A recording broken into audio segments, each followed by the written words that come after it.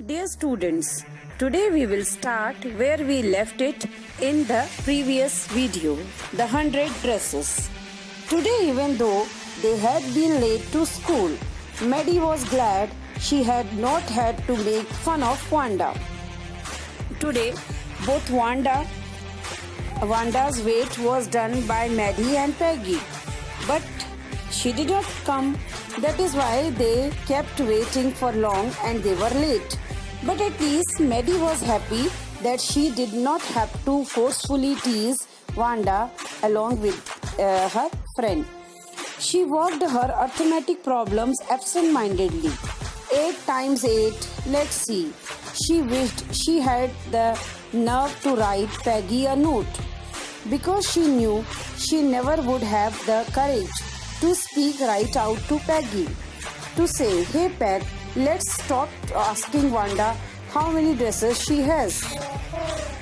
Now, this time Maddie wanted to write a note for Peggy, though she was doing arithmetic problems, but her mind was busy thinking how shamefully every time they were asking Wanda about her dresses.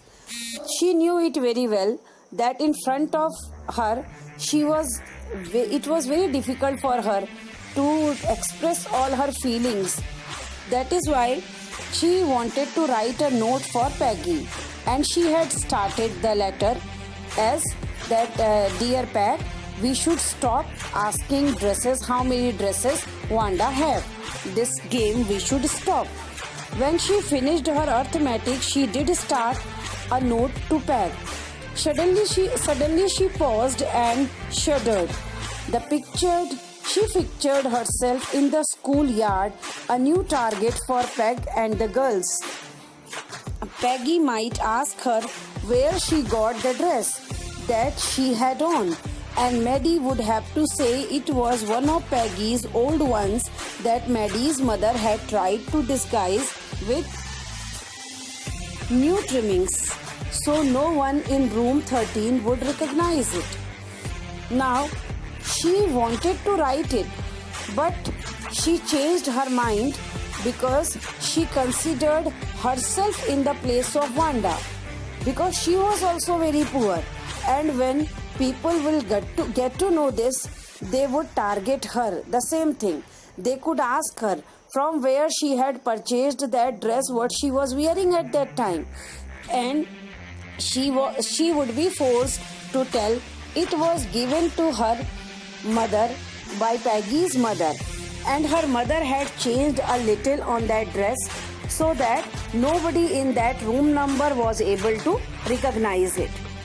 If only Peggy would decide of her own accord to stop having fun with Wanda. Now she wanted that Peggy herself stopped teasing Wanda, because she did not have the courage to ask same from Peggy. Oh well, Maddie ran her hand through her short blonde hair as though to push the uncomfortable thoughts away. Blonde meaning brown color hair.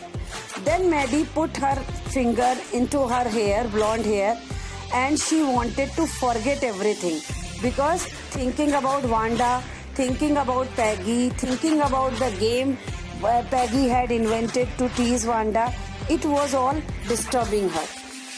What difference did it make? Slowly Maddie tore into bits of note she had started.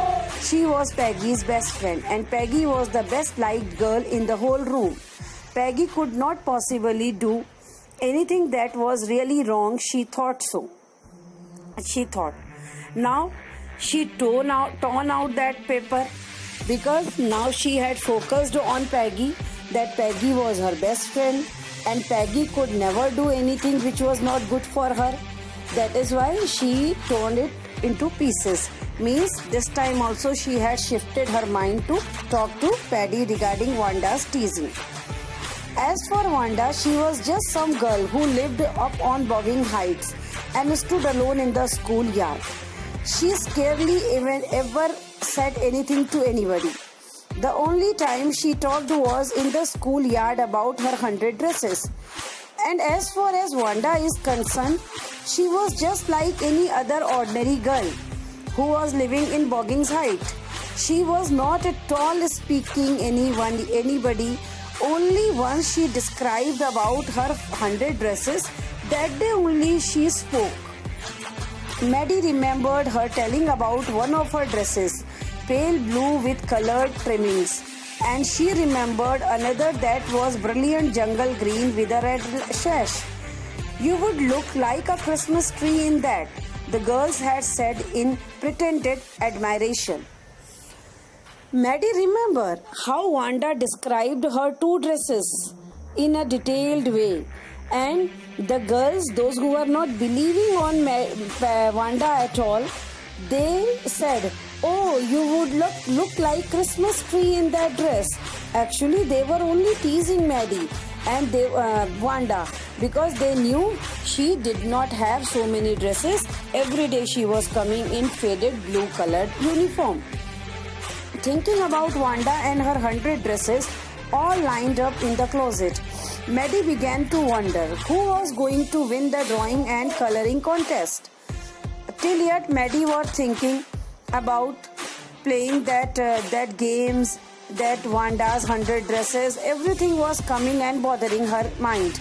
But now suddenly she started thinking about the contest, about the competition, which result was going to be declared the next day. For girls, this contest consisted of designing dresses, and for boys, of designing motorboats. Actually, this competition was for girls and boys both. Girls have to design dresses and boys have to design motorboats. Probably Peggy would win the girls' medal.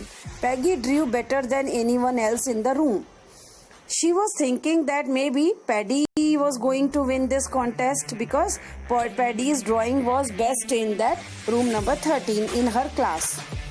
At least that's what everybody thought. She could copy a picture in a magazine or some film star's head so that you could almost tell who it was. Why she was thinking that Peggy would win this contest? Because Peggy was capable to copy one design. Peggy was capable to copy one film star's face from the magazine, and everybody in the class would be recognizing. It means she was making very good caricatures. She could copy. Oh, Maddie was sure Peggy would win. Well, tomorrow the teacher was going to announce the winners. Then they would know. Maddie was sure because for Maddie, Peggy was best in each and every field. And for Maddie has declared her result herself that Peggy was going to win that contest. The next day it was drizzling. Drizzling meaning light rain was going on. Maddie and Peggy hurried to school under Peggy's umbrella because obviously Peggy was very rich. She had all comforts of life. That was raining a little. So Peggy came with umbrella and Maddie also came along with Peggy's. Naturally, on a day like this, they didn't wait for Wanda Petronsky on the corner of Oliver Street. Generally, they were waiting for Wanda to tease her. But that day, because it was raining, so they did not wait for Wanda that day.